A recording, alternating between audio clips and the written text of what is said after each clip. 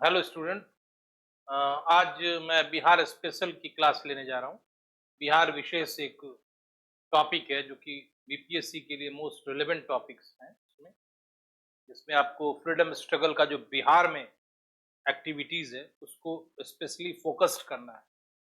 एक तो overall national level पे जो भी मूवमेंट हो रहा है फ्रीडम स्ट्रगल में वो तो आपको पता होना ही चाहिए। लेकिन चूंकि आप बिहार के एग्ज़ाम दे रहे हैं, बिहार में स्पेसिफिक कुछ पर्सन्स हैं, कुछ इवेंट्स हैं, उसके अलावा कुछ लोग हैं जो कि बहुत इम्पोर्टेंट हैं। लोग के सॉरी कुछ प्लेसेस हैं जो बहुत इम्पोर्टेंट हैं, कैसे मूवमेंट में उनका योगदान रहा है। इसलिए ये जो मैं जो पढ़ाने जा रहा हूँ, वो बिहार स्पेसिफिक है, एकदम बिहार विशिष्ट आपको जानकारी है। और कोशिश यही होना चाहिए जब मेंस में क्वेश्चन आए कि बिहार में असहयोग आंदोलन, बिहार में सविनय अवज्ञा आंदोलन, बिहार में क्विट इंडिया मूवमेंट या बिहार में रिवॉल्यूशनरी मूवमेंट क्या हुआ, तो स्पेसिफिक आप बिहार का रेफरेंस दीजिए। ओवरऑल नेशनल लेवल का देने से आपको मार्क्स नहीं आएगा, क्योंकि बिहार विशेष एक सब्जेक्ट है जो कि बीपीएससी के लिए पढ़ना ही पढ़ना है। और जब क्वेश्चन आए इससे रिलेटेड तो आप बिहार के संदर्भ में उसका उत्तर दीजिए, तभी आप पूर्ण अंक प्राप्त कर सकते हैं। सॉलिड अंक आपको उसी से मिलेगा। तो आइए इस पर हम डिस्कशन करते हैं। आज मैं फिलहाल दो टॉपिक्स को डिस्कशन करूंगा। पहला है चंपारण मूवमेंट इन बिहार और दूसरा है नॉन कॉपरेशन मूवमेंट इन बिहार, यानी असहयोग का आंदोलन बिहार में।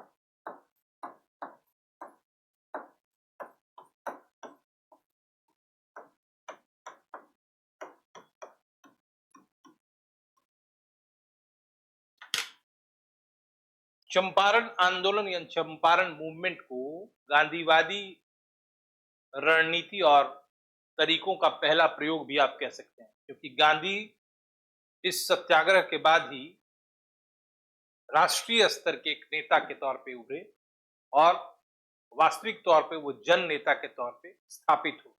और उसके बाद आप देखेंगे जस्ट 2-3 साल के बाद ही गांधी युग की शुरुआत हो गई स्वतंत्रता आंदोलन के दौरान।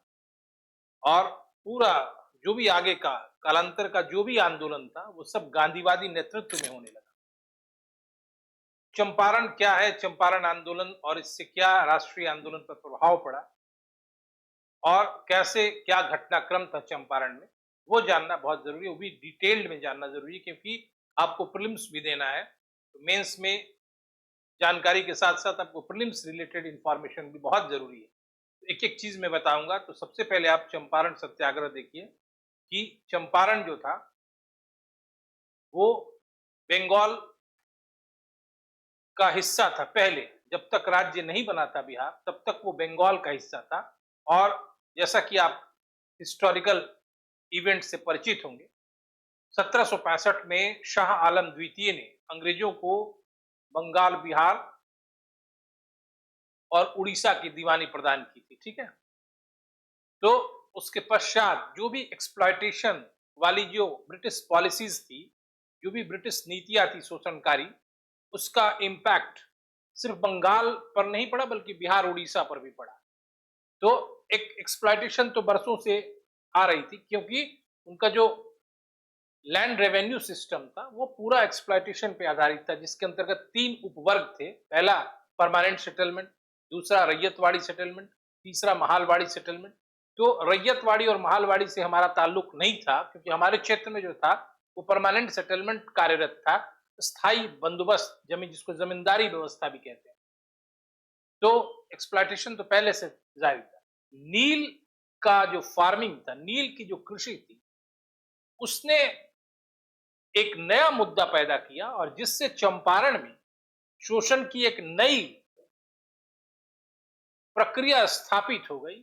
और ये प्रक्रिया इतनी भयावह हो गई और इतनी कष्टकारक हो गई कि लोगों ने रिवोल्ट किया। लेकिन ये भी आपको मैं रूबरू करा देना चाह रहा हूं कि ये जो रिवोल्ट है, ये जो विद्रोह है, इसकी शुरुआत बिहार और चंपारण एरिया में नहीं हुई थी। सबसे पहले इसकी शुरुआत 1859 बंगाल के नादिया और यूसुफजाई जिले में इसकी शुरुआत हुई और वहां पे बहुत भयावह, बहुत लार्ज स्केल पे नील रिवोल्ट हुआ, नील विद्रोह हुआ। और उस समय हिंदू पैट्रियट के संपादक हरिश्चंद्र मुखर्जी ने भी उसको अपने पेपर में हाईलाइट किया। बाद में दीन बंधु मित्र ने नील दर्पण नामक एक नाटक लिखा और 1860 के करीब, और फिर उसका ट्रांसलेशन हुआ, अनुवाद हुआ इंग्लिश में माइकल मधुसूदन दत्त के द्वारा। लेकिन उससे जस्ट कुछ ही दिन के बाद चंपारण एरिया में भी नील विद्रोह की शुरुआत हो गई। भले उसका बहुत ज्यादा वैल्यू नहीं दिया अंग्रेजों ने और उसको सप्रेस कर दिया, लेकिन उससे जो विक्षोभ था, डिस्कॉन्टेंट था उस अंग्रेजी सिस्टम के प्रति, वो धीरे धीरे उबाल ले रहा था और लोग मजबूरी में रिवोल्ट नहीं कर रहे थे बार बार, क्योंकि उनके साधन जो थे सीमित थे और उन सीमित साधनों से, लिमिटेड रिसोर्सेज से अंग्रेजी हुकूमत का मुकाबला करना बहुत टेढ़ी खीर थी। तो आपको हिस्टोरिकल बैकग्राउंड बताते हैं कि चंपारण जो था तिरहुत प्रमंडल में था और वहां पे दो राजघराने रियासत थे। एक का नाम था बेतिया और दूसरे का नाम था रामनगर। इन दोनों ही रियासतों में चंपारण का जो क्षेत्र था वो बेतिया राजघराने में पड़ता था और 1875 के आसपास चंपारण के उत्तर पश्चिम भाग में अंग्रेज बसना शुरू कर दिए। लेकिन कुछ समय के उपरांत पूरे चंपारण एरिया में अंग्रेजी व्यवस्था हावी हो गई। हर 10 मील पर एक नील कोठी होती थी। नील कोठी का मतलब अंग्रेजों की एक कोठी होती थी और स्थानीय प्रशासन पर, लोकल एडमिनिस्ट्रेशन पर अंग्रेजी कोठी मालिकों का दबदबा रहता था और किसान यह बात, इस तथ्य को जानते थे, इसलिए थाना, कचहरी, पुलिस के पास वो नहीं जाते थे, क्योंकि वो जानते थे कि अंग्रेज इस व्यवस्था पे, थाने, पुलिस, कचहरी पे हावी और उनका कुछ नहीं हो सकता है। लेकिन आपको बता रहे हैं कि सबसे पहले कर्नल हिक्की ने 1813 में चंपारण के 12 में पहली नील कोठी स्थापित की थी। 1813 में कर्नल हिक्की ने। लेकिन कुछ ही समय के बाद फिर पिपरा, तुर्कोलिया, मोतिहारी, राजपुर जैसे जगहों में भी नील की कोठी स्थापित होनी शुरू हो गई। इसी समय बेतिया राजघराने को कुछ पैसे की, कुछ क्या मतलब, बेतिया राजघराने को पैसे की दिक्कत हुई, यानी कि उसको आर्थिक मदद चाहिए, जिसको कर्जे के तौर पर उसको लेना था। ऐसी सलाह उसको लेना नहीं था, बल्कि ऐसी सलाह उसके मैनेजर टी जीबर ने दी बेतिया राजघराने को, और उस मैनेजर ने ब्रिटेन से 85 लाख पाउंड स्टर्लिंग कर्ज लेकर बेतिया राजघराने को दिया। और उस मैनेजर टी जीबर ने बेतिया राजघराने को सलाह दी कि आपको कर्ज की अदायगी करनी है तो आप क्यों नहीं, अपने इतने बड़े भूभाग रखा है, जमीन रखा है, इन कुछ जमीनों को आप यूरोपीय प्लांटर्स को, बगान मालिकों को, या फिर नील कोठी के जो मालिक हैं, या ऐसे भी आप इनको अपना भूमि क्यों नहीं बंदोबस्त कर दे रहे, क्यों नहीं सेटल कर दे रहे हैं, और उसके बदले उनको मालगुजारी देनी पड़ती और वो मालगुजारी से आपका कर्जा धीरे धीरे कम होता। ऐसी सलाह पे बेतिया राजघराने ने काम करना शुरू किया और देखते देखते रामनगर रियासत ने भी अपने जमींदारी के बहुत सारे जमीनों को बंदोबस्त कर दिया। ठीक है। इसी समय अंग्रेजों ने नील की खेती को चंपारण में एक लाभदायक पेशा समझना शुरू किया और काफी बड़े एरिया में अंग्रेज ठेकेदार फैल गए। कुल इस समय 36 ठेकेदारों का, कॉन्ट्रैक्टर्स का उल्लेख मिलता है, जिसमें 23 यानी 23 नील की खेती से जुड़े हुए। नील की खेती के दो तरीके थे। यूरोपीय दो प्रकार से नील की खेती करते थे। There are two types of indigo farming, ठीक है ना। पहला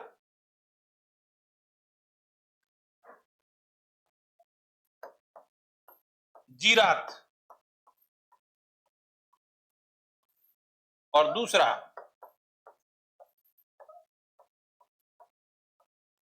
आसामी बार। जीरात खेती का एक प्रकार था जिसमें यूरोपीय लोग यानी अंग्रेज लोग खुद की एफर्ट से यह खेती करते थे। इसमें किसी दूसरे का पार्टिसिपेशन नहीं होता था, बल्कि इनका एग्रीकल्चर इक्विपमेंट्स इन्हीं का होता था, हल बैल इन्हीं का होता था। बदले में दूसरे को मजदूरी पे रखते थे और इसमें स्वयं की इनकी भागीदारी होती थी, खुद का पार्टिसिपेशन होता था, दूसरा कोई इसमें खेती में नहीं जुड़ा हुआ होता, भले वो मजदूर रखते थे। दूसरा एक सिस्टम था नील की खेती का जिसको आसामी बार कहा जाता है। ये आसामी बार कोई टाइप नहीं है, बल्कि आसामी बार में तीन टाइप ऑफ फार्मिंग था। तीन कृषि के प्रकार थे, नील की खेती के तीन प्रकार थे। पहला तीन कठिया,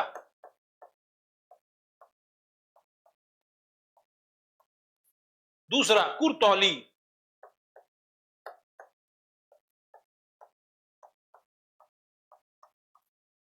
और तीसरा खुश्की।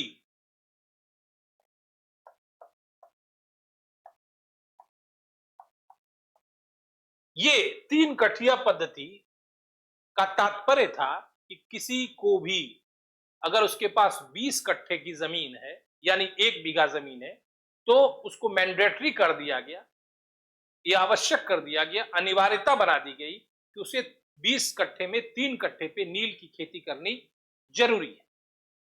इसीलिए इसका नाम 3 कठिया है। समझ में आई बात। दूसरी व्यवस्था मैंने लिखी है कुरतौली। ये काफी एक्सप्लॉयटेशन वाली फार्मिंग सिस्टम थी। कुरतौली जो थी काफी शोषणकारी कृषि प्रणाली थी, जिसके अंतर्गत किसानों को अपने घर और अपने खेत अंग्रेजों के पास जो मालिक था बंधक रखना पड़ता था, और बंधक की अवधि 20 साल 25 साल कभी कभी उसके पूरे जीवन काल तक होती थी।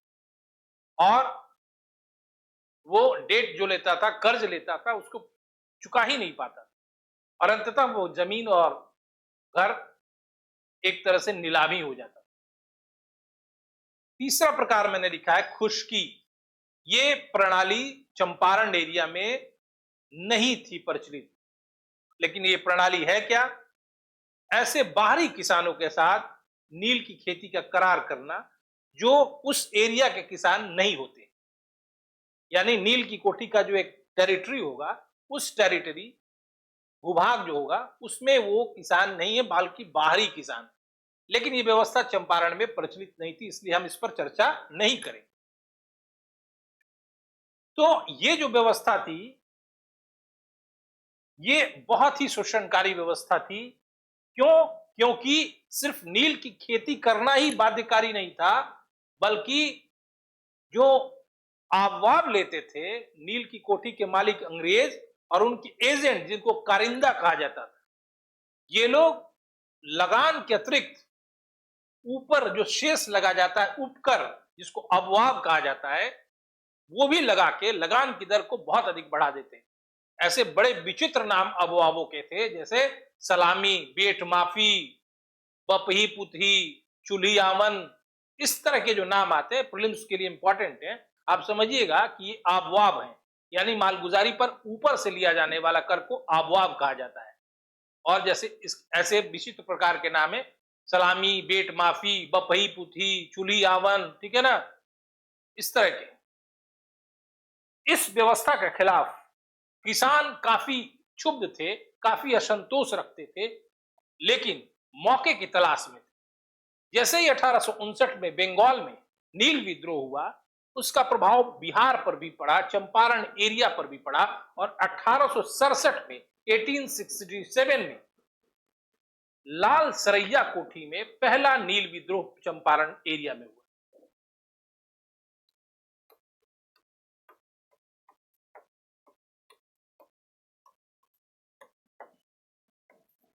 1867 में लाल सरैया कुटी में चंपारण एरिया में पहला नील विद्रोह हुआ और देखते ही देखते दूसरे भागों में भी इस प्रकार के विद्रोह होने लगे। जब विद्रोह बढ़ने लगा तो अंग्रेजी सरकार ने WR गोरले, जो चंपारण का पूर्व मजिस्ट्रेट था, उसको भेजा कि वास्तव में वास्तविक स्थिति क्या है, क्यों किसान विद्रोह कर रहे हैं, और आप जाइए और समस्याओं से रूबरू होइए। WR गोरले बेतिया पहुंचा, किसानों से उसने बात की और बात करने के पश्चात उसको लगा कि ये वाकई शोषणकारी सिस्टम है और उसने अपनी रिपोर्ट सरकार को दी। राज्य और केंद्रीय विधायिका, सेंट्रल एंड स्टेट लेजिस्लेटिव के सदस्यों ने इस रिपोर्ट को सार्वजनिक करने की मांग की, लेकिन WR गोरले ने इसको सार्वजनिक नहीं किया। और इस WR गोरले के रिपोर्ट का फायदा दिखाई पड़ा कैसे? 1909 में प्रति हेक्टेयर नील का उपज किसानों को 13 रुपया 50 पैसा मिलने लगा, जबकि पहले 6 रुपया 50 पैसा मिलता था। और कई क्षेत्रों में नील की खेती को कहा गया कि इसे समाप्त किया जाए। एक चीज और आपको बता दें, 1893 के बाद बिहार में नील प्रोडक्शन, नील उत्पादन या नील का जो उगाने की जो जिजीविका थी अंग्रेजों में, वो कम हो रही थी। इसका कारण था जर्मनी में नील बनाने के तरीके की खोज हो जाना, और इसके कारण क्या हुआ, ये नील उत्पादन ह्रास पड़ता। फिर भी नील की आड़ में अंग्रेज किसानों का शोषण करते थे, और नील अगर की खेती से उन्हें मुक्त भी कर देते थे किसानों को, तो भी उनके जो स्थापित लगान का दर था, जो लैंड रेवेन्यू का दर था, उस पर कुछ ऐसे चार्ज लगा देते थे, इससे किसानों को कोई फायदा नहीं। किसान फिर उसी पुरानी स्थिति में रहने को विवश हो जाते। WR गोरले की रिपोर्ट से 13.5 रुपये मिलने लगा, ये एक फायदा हुआ। लेकिन बहुत सारा जो उसने नील की खेती से किसानों को बचाने के जो संस्तुतियां की, रिकमेंडेशंस किए, वो व्यवहार में चंपारण एरिया में इंप्लीमेंटेशन उसका नहीं हुआ, व्यवहार में उसकी क्रियान्विति नहीं हुई। ऊपर से एक और समस्या आ गया कि जब तक किसान नील की खेती करते थे तो उन्हें जो इरिगेशन के लिए, सिंचाई के लिए पानी मिलता था, वो फ्री मिलता था। लेकिन 1908-9 के बाद अब प्रति एकड़ 3 रुपया पैन खर्च मांगा जाने लगा। प्रति एकड़ किसानों से पैन खर्चा मांगा जाने लगा। पैन का मतलब नहर होता है, ठीक है। इससे क्या हुआ कि किसानों का गुस्सा और आगे हुआ, क्योंकि अभी तक वो सिंचाई के लिए पानी का कर नहीं देते थे, लेकिन पैन खर्चा के तौर पे प्रति एकड़ 3 रुपया मांगा जाने लगा, ठीक है। प्रति बीघा 3 रुपया मांगा जाने लगा, ठीक है। इससे क्या स्थिति हुई कि चंपारण एरिया में किसानों के बीच असंतोष और व्याप्त हो गया, और उनको लगा इस मामले का कोई स्थायी समाधान, कोई स्थायी निदान होना बहुत जरूरी है, नहीं तो नील के नाम पर हमारी स्थिति नीचे बद से बदतर होती जा रही है और हम फिर खेती को छोड़ने के लिए विवश हो जाएंगे। और इस एरिया की इस दुर्दशा को, इस अराजक स्थिति को, किसानों के शोषण को तत्कालीन समाचार पत्रों ने भी प्रकाशित किया, उसको हाईलाइटेड किया, प्रकाश में लाया, और भारतीय राष्ट्रीय कांग्रेस का भी ध्यान इस पर आकृष्ट किया। ऐसे समाचार पत्रों में पीटी के लिए इंपॉर्टेंट है बिहारी, और जिसके संपादक महेश्वर ठाकुर थे, और प्रताप, बिहारी और प्रताप, 2 समाचार पत्रों ने इस मामले को उजागर।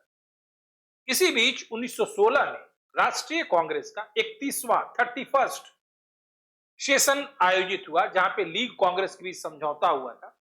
वहां पे किसानों के प्रतिनिधि के तौर पे राजकुमार शुक्ल गए थे, और उनके जाने का उद्देश्य था कांग्रेस में नील संबंधी बात को उठाना और गांधी से अनुरोध करना। इस सम्मेलन में, 31वें सम्मेलन में, बिहार संबंधी 2 प्रस्ताव लाए गए। पहला पटना विश्वविद्यालय विधेयक, और दूसरा नील किसान के शोषण का मुद्दा। विषय निर्वाचन समिति पर बोलने के लिए गांधी जी से आग्रह किया गया, लेकिन गांधी जी ने कहा कि जब तक व्यक्तिगत रूप से इंडिविजुअली मैं किसानों से रूबरू नहीं हूंगा, समस्या से अवगत नहीं हूंगा, तब तक मैं इस विषय पर कुछ भी बोलने से परहेज करूं। लेकिन फिर भी राजकुमार शुक्ल के आमंत्रण पर गांधी ने मार्च 17 या अप्रैल 17 में चंपारण आने का एक आश्वासन दिया और राजकुमार शुक्ल बार बार गांधी जी से चंपारण आने का आमंत्रण देते रहे, मतलब उनको याद कराते रहे कि बापू आपको आना है। 3 अप्रैल 1917 को राजकुमार शुक्ल गांधी जी से मिलने भूपेंद्र नाथ बसु के कलकत्ता आवास पर गए, जहां पे गांधी जी आए थे। अंततः गांधी जी को के साथ गांधी जी तैयार हो गए चंपारण आने के लिए।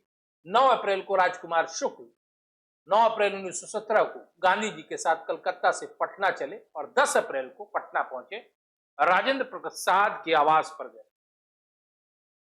फिर वहां से अगले दिन वो लोग मुजफ्फरपुर गए, राजकुमार शुक्ल और गांधी जी, जहां पे स्टेशन पे जेबी कृपलानी ने बड़े छात्रों के हुजूम के साथ भव्य स्वागत किया Gandhi.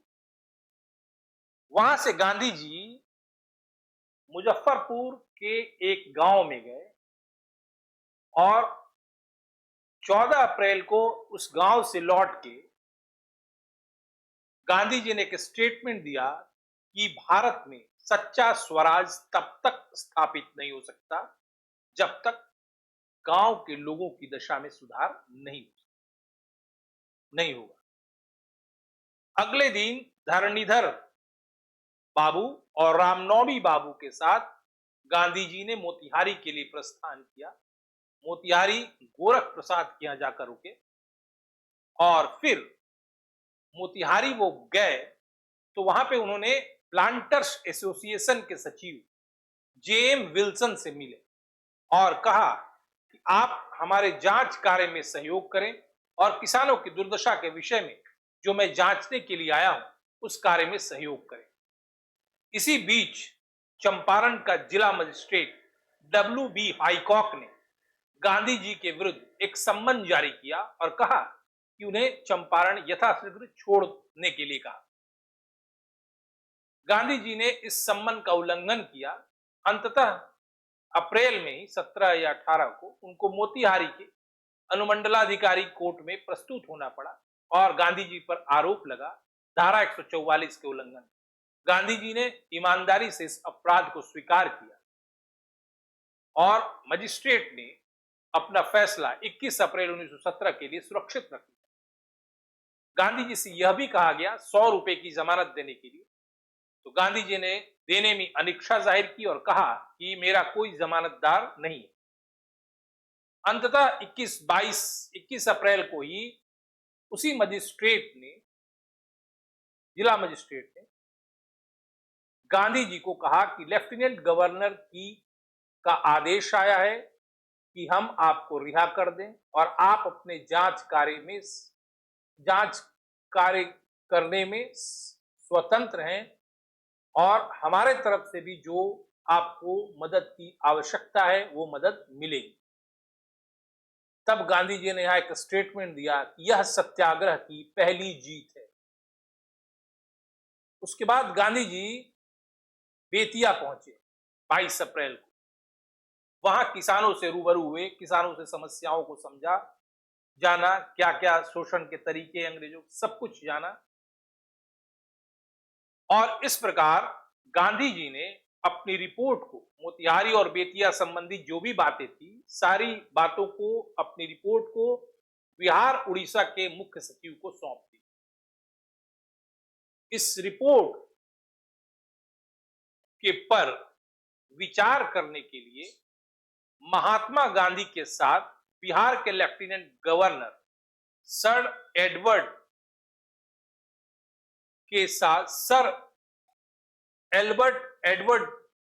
Lieutenant governor sir Albert Edward, जो कि बिहार के लेफ्टिनेंट गवर्नर थे, और उनके काउंसिल के सदस्यों के साथ गांधी जी की वार्ता हुई 3 दिनों की। इस वार्ता के पश्चात एक कमेटी का गठन हुआ जिसको कहते हैं चंपारण एग्रेरियन कमेटी, चंपारण कृषि जांच समिति। इस समिति में, इस समिति का मुख्य मतलब अध्यक्ष जो बनाया गया वह मध्य प्रदेश का आयुक्त था FG सलाई, और सदस्यों में LC आदामी, राजा हरिहर सिंह, नारायण सिंह, DJ रीड और G रैनी।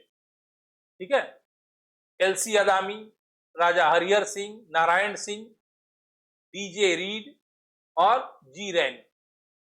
गांधी जी को भी इसका सदस्य बनाया गया, लेकिन इस शर्त पे गांधी जी ने सदस्य बनने में हामी भरी कि बीच बीच में वो अपने सहयोगियों के साथ परामर्श करने के लिए स्वतंत्र हों। तो इसकी अनुमति दी गई और गांधी जी ने भी सदस्यता को स्वीकार किया। इस समिति ने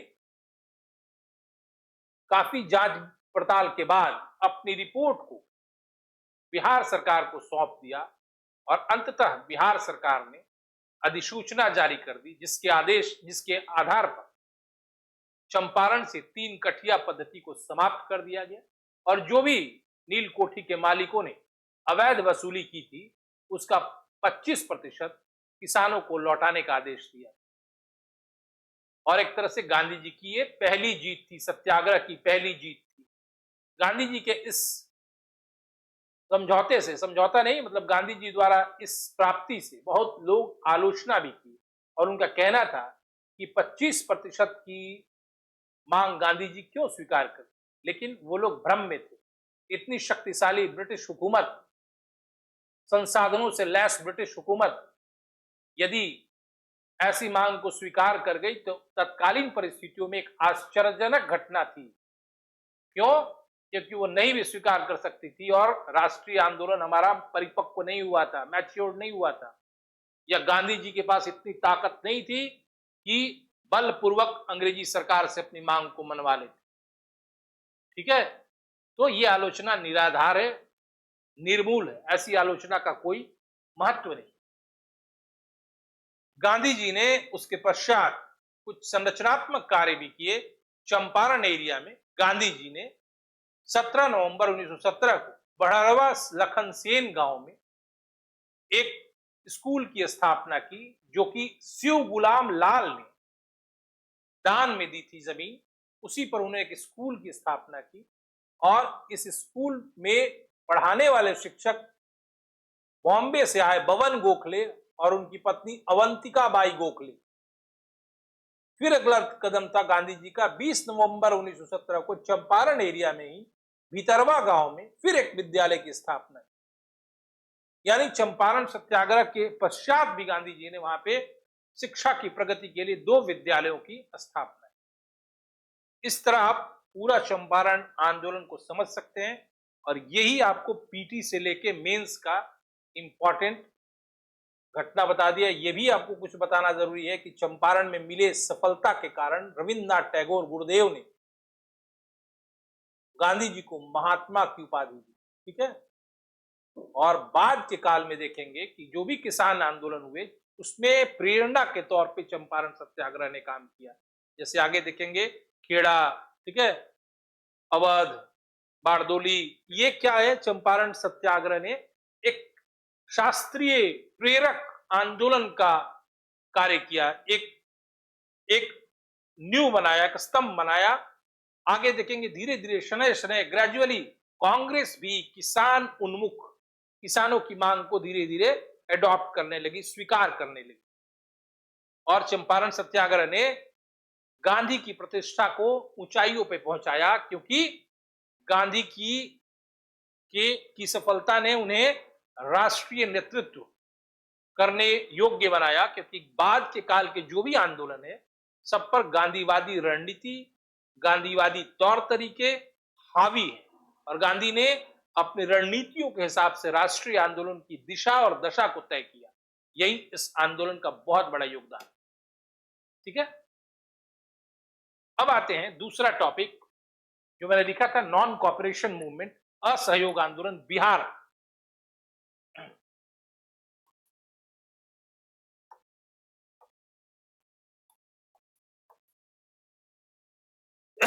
बिहार में असहयोग आंदोलन, ठीक है, असहयोग आंदोलन के जो राष्ट्रीय कारण थे, causes for the non cooperation movement in India level, these causes are same for Bihar, ठीक है ना। वैसा नहीं कि बिहार के लिए कोई अलग कारण जिम्मेवार है। तो when ever you right A answer, please mention same causes in the Bihar context, ठीक है ना। बिहार के लिए कोई अलग कारक जिम्मेवार नहीं है। जो कारण है, जैसे क्या कारण है आपको मैं एक समरी बता दे रहा हूं, आप समरी क्या डिटेल बता रहे हो। फर्स्ट वर्ल्ड वार में कांग्रेस ने या बाकी नेता वर्ग ने ब्रिटिश सरकार का खुलकर समर्थन किया था कि युद्ध प्रयास में सरकार का समर्थन करना चाहिए, इस उम्मीद पर कि युद्ध के पश्चात ब्रिटिश सरकार भारत संबंधी संवैधानिक सुधार, वैधानिक सुधार लाएगी। लेकिन ऐसा हुआ नहीं। यहां तक कि मुसलमानों ने भी ब्रिटिश सरकार को युद्ध प्रयासों में खुलकर समर्थन दिया और ब्रिटिश सरकार ने यह आश्वासन दिया था कि तुर्की जीतने के बाद भी तुर्की के खलीफा या तुर्की के साथ कोई बुरा व्यवहार नहीं किया जाए। वो भी धोखा हुआ। तीसरी बात, पंजाब का अत्याचार, जालियांवाला बाग हत्याकांड, हंटर कमेटी की स्थापना, ठीक है, पंजाब में मार्शल लॉ लगाना और जनरल डायर को पुरस्कृत करना, इसने भी आंदोलन के प्रति लोगों को प्रेरित किया। इसके अलावा रोजमर्रा की जो समस्याएं थी, सूखा, महामारी, उसने भी आंदोलन की एक व्यापक पृष्ठभूमि का निर्माण। एक और उत्प्रेरणा का कारक था 1917 में बोल्शेविक क्रांति, जिसने जार जैसे विशालकाय और महानतम शक्ति को निर्मूल कर दिया। उससे यूथ क्लास जो इंडिया का था, उसके मन में ये भावना जमी कि जब वहां ऐसे हो सकते हैं, सफल हो सकते हैं रूस में आम किसान मजदूर, तो हम क्यों नहीं ब्रिटिश सरकार को काट। तीसरी बात, खिलाफत आंदोलन ने भी असहयोग आंदोलन में प्रेरणा का काम किया। इन सारे कारकों की वजह से भारत में असहयोग आंदोलन की शुरुआत हुई। इस आंदोलन के लिए सबसे पहले कलकत्ता में सितंबर 1920 के विशेष अधिवेशन में यह प्रस्ताव लाया गया, असहयोग आंदोलन। लेकिन गांधी जी ने जैसे ही असहयोग प्रस्ताव को लाया तो CR दास और मदन मोहन मालवीय ने इसका विरोध किया। लेकिन मोतीलाल नेहरू और अली बंधुओं, शौकत अली और मोहम्मद अली के सहयोग के कारण गांधी जी इस प्रस्ताव को आगे बढ़ाने में सफल हो गए। बाद में गांधी जी के साथ अली बंधुओं ने पूरे भारत का दौरा किया और इस आंदोलन का माहौल बनाया। आगे चलकर गांधी जी ने इस कार्यक्रम, असहयोग आंदोलन के जो कार्यक्रम थे, उसकी एक लिस्ट बनाई, एक सूची बनाई और बताया कि क्या क्या करना है। और सबसे पहला शर्त था कि लोगों को बिल्कुल अहिंसक हो इन कार्यक्रमों का पालन करना। पहला था सरकारी खिताबों और अवैतनिक पदों को लौटा देना, यानी त्यागपत्र देना पदों से और उसको लौटा देना। दूसरा, सरकारी समारोह, अर्ध सरकारी समारोह, किसी तरह के समारोह से अपने को दूर रखना, उसमें पार्टिसिपेशन, सहभागिता नहीं करना। तीसरी बात कि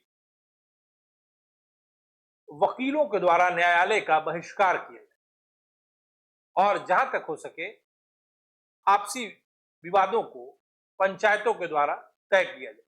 चौथी बात, जो लोग परिषदों की उम्मीदवारी के लिए अपना नाम प्रस्तावित किए हैं, वो अपना नाम वापस ले लें। उसके अलावा जो लोग अपना नाम वापस नहीं लेते हैं, तो जनता के द्वारा उनको वोट नहीं दिया जाए। पांचवी बात, विदेशी वस्त्र का बहिष्कार, विदेशी व्यापार का बहिष्कार, ठीक है। और एक और निर्देश था गांधी जी का कि सैनिक बनने के लिए, क्लर्क बनने के लिए मेसोपोटामिया जाने से भारतीय इनकार कर दे। लेकिन इन सारे कार्यक्रमों का सबसे मूल तत्व जो था कि लोगों को अहिंसक रहना है, लेश मात्र भी हिंसा आंदोलन की गतिविधियों में नहीं होनी। इन सब कार्यक्रमों के साथ नागपुर में जो वार्षिक राष्ट्रीय अधिवेशन कांग्रेस का हुआ 1920 में, उसमें असहयोग आंदोलन को मतलब क्या कहते हैं उसको, रेटिफाइंग मतलब पुष्टि कर दिया और असहयोग आंदोलन की शुरुआत हो गई। हमारा ताल्लुकात बिहार से, तो बिहार विशेष पर हम फोकस करेंगे। बिहार में असहयोग आंदोलन की शुरुआत फुलवारी शरीफ में उलेमाओं की बैठक से शुरू हुई। उलेमाओं ने बैठक किया और असहयोग संबंधी प्रस्ताव को पारित किया। इसी समय अगस्त 20 में 1920 में अगस्त में भागलपुर में 12वां अधिवेशन बिहार प्रादेशिक सभा का हुआ, राजेंद्र प्रसाद की अध्यक्षता। इस सम्मेलन में सबसे पहले दरभंगा के धरणीधर ने असहयोग का प्रस्ताव प्रस्तुत किया, जिसका समर्थन मुंगेर के शाह मोहम्मद जुबेर, पटना के गुलाम इमाम और मोतिहारी के गोरख प्रसाद ने। इस सम्मेलन की खासियत थी कि अधिकांश प्रतिनिधि जो थे गांव से आए थे और हिंदी भाषा का प्रयोग राजेंद्र बाबू ने किया। असहयोग आंदोलन के कार्यक्रमों की व्यवहारिक क्रियान्विति के लिए एक उप समिति की स्थापना यहां की गई इसी सम्मेलन में, जिसके सदस्य थे राजेंद्र प्रसाद, मजरूल हक और शाह मोहम्मद जुबेर। इस समिति को एक बाद में सारण में होने वाले एक विशेष अधिवेशन में अपनी रिपोर्ट प्रस्तुत करनी। आगे चलकर इस सम्मेलन के पश्चात जो गांधी के बताए निर्देश थे उसका अनुपालन बिहार में किया गया। कई लोगों ने अपनी वकालत की पेशा को छोड़ दिया, जैसे श्री कृष्ण सिंह, रामदयालु सिंह, मथुरा प्रसाद, मुटुकधारी प्रसाद, कई लोग। राजेंद्र प्रसाद, ब्रजकिशोर प्रसाद, मजरूल हक जैसे नेताओं ने अपने परिषदों की उम्मीदवारी का नाम जो प्रस्तावित किया था वो वापस ले लिया। छपरा के अवैतनिक दंडाधिकारी महेंद्र प्रसाद ने अपने पद से त्याग पत्र दे दिया। मोहम्मद शाकी ने पटना लॉ कॉलेज छोड़ दिया। अब्दुल बारी ने अपना कॉलेज छोड़ के अपनी उग्रपंथी सोच बना ली। डॉक्टर राजेंद्र प्रसाद ने मार्च 21 के मध्य तक स्कूल कॉलेज छोड़ने वाले छात्र छात्राओं की संख्या को मतलब उसके संबंध में रिपोर्ट प्रस्तुत की। इसी बीच 5 अक्टूबर 1920 को बिहार प्रांतीय कांग्रेस सम्मेलन आयोजित हुआ और इस सम्मेलन में असहयोग आंदोलन के कार्यक्रमों के क्रियान्वयन ही समझिए, जैसे बिहार प्रादेशिक सभा में हुआ था वैसे ही क्रियान्वयन के लिए एक उप समिति की स्थापना की गई। इसमें जो मेंबर बनाए गए राजेंद्र प्रसाद, ब्रजकिशोर प्रसाद, मजरूल हक जैसे लोगों को इसका मेंबर बनाया गया। इस समय सच्चिदानंद सिन्हा भी काफी एक्टिव थे और इसी समय डुमरांव में शराबबंदी का मुहिम चला और डुमरांव में इसके खिलाफ आंदोलन भी हुआ। आंदोलन ऐसा कोई व्यापक नहीं था, लेकिन शराब को बंद करने के लिए आंदोलन चला। आगे चलकर जस्ट थोड़े दिन बाद गांधी जी की अल्पकालिक शॉर्ट टर्म यात्रा हुई बिहार में और इस यात्रा के क्रम के दौरान गांधी जी ने लोगों से आंदोलन में जुड़ने की, सहभागी होने की अपील की और इसी दरमियान कुछ राष्ट्रीय स्कूल भी खोले गए ताकि वैसे छात्र छात्राएं जो बीच में पढ़ाई छोड़ दी उनके शिक्षा की वैकल्पिक व्यवस्था को कायम रखा जाए। इसी क्रम में डॉक्टर राजेंद्र प्रसाद और फजलुर रहमान ने 5 जनवरी 1921 को पटना गया रोड पर बिहार राष्ट्रीय महाविद्यालय की स्थापना की और गांधी जी ने 6 फरवरी 1921 को इसी बिहार राष्ट्रीय महाविद्यालय परिसर में बिहार विद्यापीठ की स्थापना की और इसके प्रथम कुलपति मजरूल हक और उप कुलपति ब्रजकिशोर प्रसाद को बनाया। बिहार विद्यापीठ की स्थापना का उद्देश्य था कि बिहार में जो भी राष्ट्रीय स्कूल कॉलेज हैं उनको इसके अंतर्गत यानी बिहार विद्यापीठ के अंतर्गत समायोजित करना। ठीक है। इसी समय डॉक्टर राजेंद्र प्रसाद को बिहार राष्ट्रीय महाविद्यालय का प्राचार्य नियुक्त किया गया। इसी समय मौलाना मजरूल हक ने पटना इंजीनियरिंग कॉलेज छोड़कर आए हुए छात्रों के पढ़ाई के लिए दीघा में मियां खैरुद्दीन की जमीन पर एक इंस्टीट्यूशन, एक संस्था की स्थापना की, जो कि बाद में सदाकत आश्रम के नाम से प्रसिद्ध हुआ और बिहार प्रांतीय कांग्रेस का मुख्यालय भी बना। यहीं से मौलाना मजरूल हक ने दी मदरलैंड समाचार पत्र का प्रकाशन शुरू किया और इस समाचार पत्र का उद्देश्य था हिंदू मुस्लिम एकता का प्रचार, असहयोग कार्यक्रम का प्रचार और राष्ट्रीय एकता को बढ़ाना। आगे जस्ट तुरंत बाद 5 अक्टूबर 1921 1921 5 अक्टूबर 1921 को आरा में मोहम्मद सफी की अध्यक्षता में बिहार प्रांतीय सम्मेलन का अधिवेशन हुआ और इस अधिवेशन में कराची प्रस्ताव को स्वीकृत किया गया और एक नया प्रस्ताव लाया गया कि प्रिंस ऑफ वेल्स की बिहार यात्रा का जबरदस्त विरोध करना है। यह प्रस्ताव सर्वसम्मति से पारित हुआ। उधर हजारीबाग में बिहार विद्यार्थी परिषद ने सरला देवी के नेतृत्व में प्रिंस ऑफ वेल्स के आगमन के विरोध का फैसला लिया, जिसके कारण 22 दिसंबर 1921 को जैसे प्रिंस ऑफ वेल्स बिहार आए, नरम दल वालों को छोड़कर बाकी सभी ने जोरदार विरोध किया। इसके कारण कई विरोधियों को यानी राष्ट्रीय नेताओं को जेल में डाला गया और उनके साथ पशुवत व्यवहार किया गया, क्रूएल व्यवहार किया गया। और इस क्रूरता, इस पशुवत व्यवहार को मौलाना मजरूल हक ने अपने दी मदरलैंड अखबार में प्रकाशित किया, जिसके कारण कारागार निरीक्षक बनात वाला ने मजरूल हक पर 3 माह की कारावास या 1000 रुपये जुर्माना लगाया। मजरूल हक ने 1000 रुपया देना गवारा नहीं समझा, बल्कि कारावास की सजा को चुना।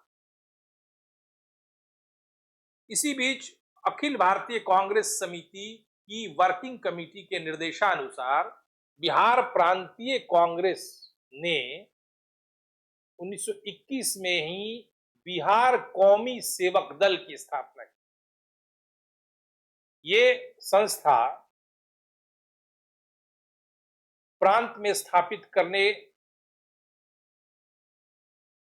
का मुख्य कारण था बिहार में अहिंसा की समाप्ति और शांति व्यवस्था लाना। गांधी जी के आदेशानुसार इस संस्था का कार्य, बिहार कौमिक सेवक दल का काम बिहार प्रांत में शांति स्थापित करना।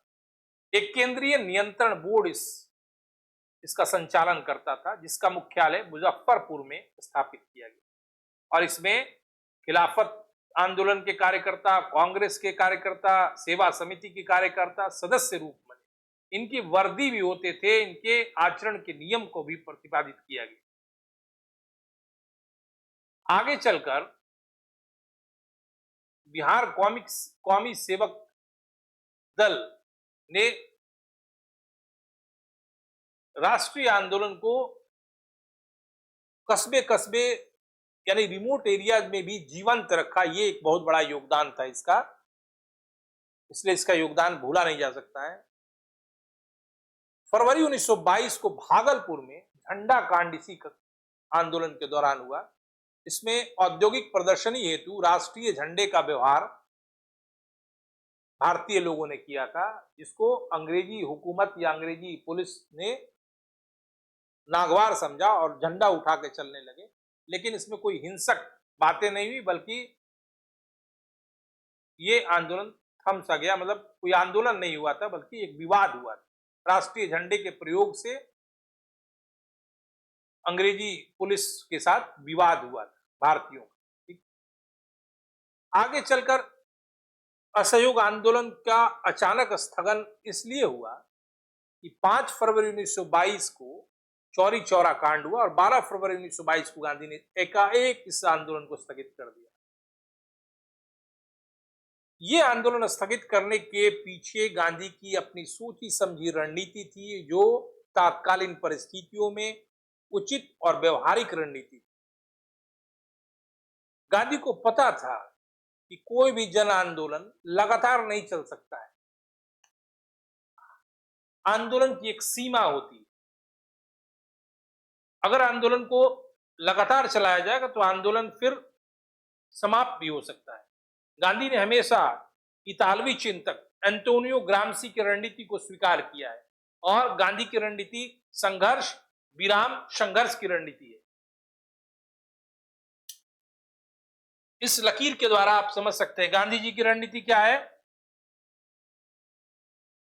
इस लकीर के द्वारा ये क्या है, ये संघर्ष है, ये क्या है, विराम है, ये क्या है, संघर्ष। यानी संघर्ष कीजिए, आंदोलन को रोकिए ताकि फिर से नई ऊर्जा नई चेतना आंदोलनकारियों में आए और फिर एक नई ऊर्जा के साथ लैस होकर फिर नए संघर्ष के लिए तैयार हो जाए आंदोलनकारी। ये संघर्ष विराम संघर्ष की रणनीति से हमेशा गांधी गाइड हुए हैं और ये तात्कालीन परिस्थितियों में उनकी अच्छी सोच थी, क्योंकि ब्रिटिश हुकूमत और भारतीय आंदोलनकारियों के बीच कोई मुकाबला ही नहीं था। गांधी ये बखूबी जानते थे कि कोई जन आंदोलन लगातार नहीं चलाया जा सकता है, हर जन आंदोलन की एक सीमा होती है और आंदोलन में यदि हिंसा का प्रयोग हो जाए तो बस ब्रिटिश हुकूमत को 1 से 2 दिन लगेगा आंदोलन को नेस्तनाबूद कर देने में, एक्सप्लॉइट पूरा बर्बाद कर देता, रूइंड हो जाता आंदोलन। तो जैसे ही बारदोली में यह घटना हुई, गांधी ने आंदोलन को वापस कर दिया, क्योंकि आंदोलन अब मध्यवर्गीय आकांक्षाओं से बाहर जा रहा था। एक और जगह था आंध्र प्रदेश का गुंटूर, वहां बगैर इजाजत के कर नहीं देने को भी लोगों ने अडॉप्ट कर लिया। इन सारी घटनाओं का गांधी ने अचानक इस आंदोलन को स्थगित कर दिया। दूसरी ओर खिलाफत का मुद्दा भी जब वहां मुस्तफा कमाल पाशा ने उसको समाप्त कर दिया, वो भी मुद्दा समाप्त हो गया। इन मिले जुले कारकों के कारण गांधी जी ने इस आंदोलन को अचानक स्थगित कर दिया और युवा राष्ट्रवादी इसके खिलाफ बहुत नाराज थे, जैसे सुभाष नेहरू, ठीक है, CR दास, मोतीलाल नेहरू। लेकिन वो समझ नहीं पा रहे थे गांधी जी की रणनीति को। तत्कालीन परिस्थितियों में वो बिल्कुल सही रणनीति थी गांधी। असहयोग आंदोलन के परिणाम के संदर्भ में भी बात किया जाए तो ये आंदोलन भले अचानक स्थगित हो गया, लेकिन निष्फल आंदोलन नहीं है, क्योंकि इसने राष्ट्रीय आंदोलन के जनाधार का विस्तार किया। किसानों, मजदूरों, स्त्रियों, विद्यार्थियों के बीच राष्ट्रीय चेतना में वृद्धि हुई और गांधी जी एक सर्वमान्य राष्ट्रीय नेता के तौर पर हुए। उसके अलावा आम जनमानस में अंग्रेजी हुकूमत के खिलाफ जो पहले भय व्याप्त था, वो जाता रहा, वो समाप्त हो गया। लोगों को लगा कि नहीं, हम अंग्रेजी हुकूमत की गुलामी से मुक्त हो सकते हैं। ये एहसास इस आंदोलन का सबसे बड़ा योगदान है। दूसरी बात, इस आंदोलन का और योगदान क्या है? स्वदेशी विचारधारा को लोकप्रिय बनाया इसने, कुटीर उद्योगों को प्रोत्साहित किया, खादी, चरखा, ठीक है। इसने क्या हुआ कि और राष्ट्रीयता की भावना लोगों में मजबूत हुई। और बिहार में तो स्पेशल इसका कारण था, बिहार में इसको इसलिए ज्यादा सपोर्ट मिला कि गांधी जी ने तुरंत बिहार में एक प्रयोग किया था, उसमें अपनी सफलता को दर्शाया था, वो था चंपारण। दूसरी बात, कांग्रेस की सदस्यता शुल्क को भी 1 रुपया से घटा के 25 पैसा कर दिया गया, इससे भी इसका जनाधार विस्तृत हुआ। इन सारे मिले जुले कारकों के कारण कांग्रेस जो है, गांधी जी ने जो कुछ भी किया वो बिल्कुल सही किया और आपको भी यही लिखना है, ठीक है। बाद में इसके कई परिणाम हुए। कांग्रेस के अंतर्गत स्वराज पार्टी की स्थापना हुई, ठीक है। कांग्रेसी कार्यकर्ताओं ने गांव में, कस्बे में रचनात्मक कार्यक्रम, हिंदू मुस्लिम एकता का प्रचार किया, खादी का प्रचार किया, कुटीर उद्योगों का प्रचार किया, ठीक है। इस तरह के बहुत सारे पॉइंट्स हैं जो आप लिख सकते हैं। मैं होपफुल हूं कि आपको ये दोनों टॉपिक अच्छे से समझ में आ गया होगा और आप लिखने की बेहतर स्थिति में होंगे। Okay, thank you. फिर मिलते हैं नेक्स्ट क्लास में।